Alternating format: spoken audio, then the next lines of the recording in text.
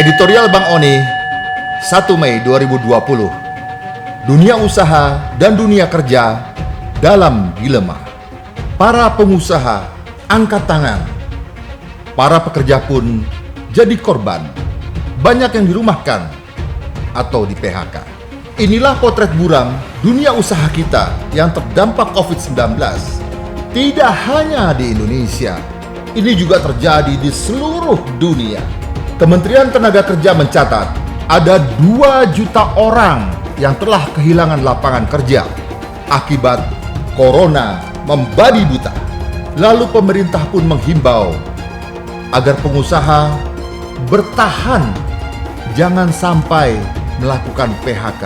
Kalaupun itu dilakukan, adalah keputusan yang paling akhir.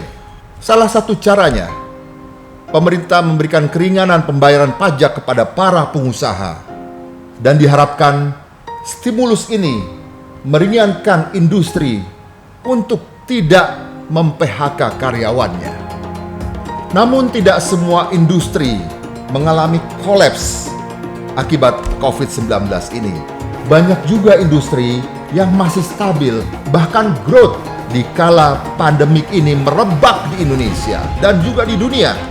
Apa saja?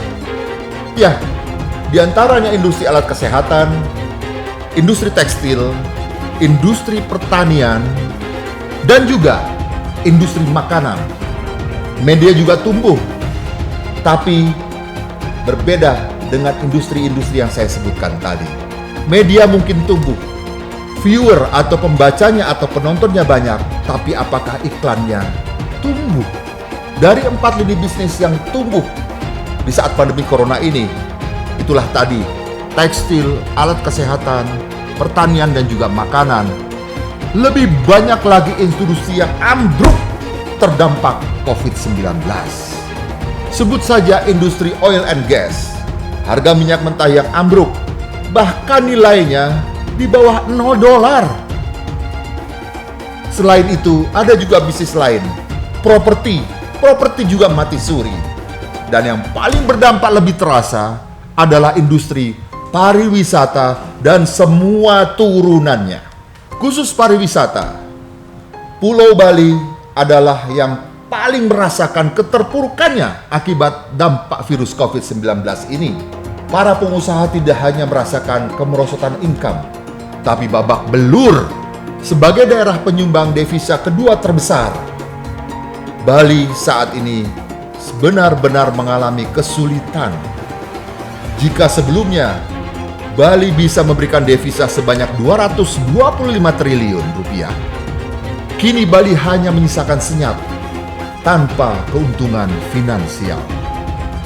Tidak adanya turis, mungkin hanya 1, 2, 3, 4, 5% yang ada di Pulau Bali hingga saat ini.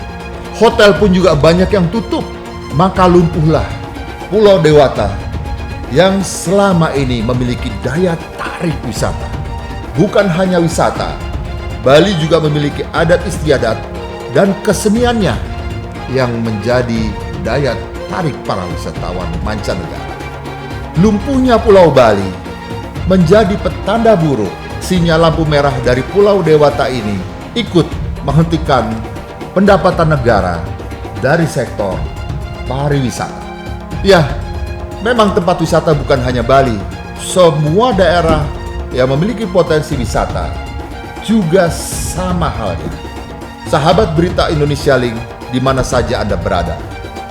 Memang benar, dunia usaha di Indonesia sedang terpuruk. Dan benar juga bahwa hantu PHK terus membayangi para pekerja Indonesia. Namun sekali lagi, kita tidak boleh menyerah. Harapan kita berupaya agar COVID-19 ini cepat luntur dan menghilang dari Indonesia. Sehingga semua pengusaha dan industri pun mulai tumbuh kembali. Dan dunia usaha menjadi ceria. Sahabat Bang Oni, Corona memang problema. Namun yang terpenting adalah, meskipun kita kehilangan pekerjaan, ada 2 hal yang harus kita pegang dan tidak boleh hilang dari diri kita, yaitu adalah akal sehat dan juga semangat hidup. Marilah terus berdoa, kita hidup sehat, patuhi PSBB, dan diam di rumah, tidak keluar jika tidak perlu. Itulah seyogianya jawaban yang tidak perlu kita perdebatkan. Demikian editorial Bang Oni Berita Indonesia Link 1 Mei 2020, dan sampai jumpa lagi di editorial Bang Oni berikutnya. Salam Berita Indonesia Link.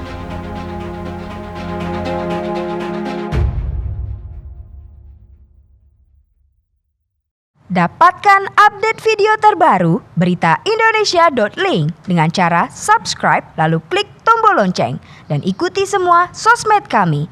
Jangan lupa ya.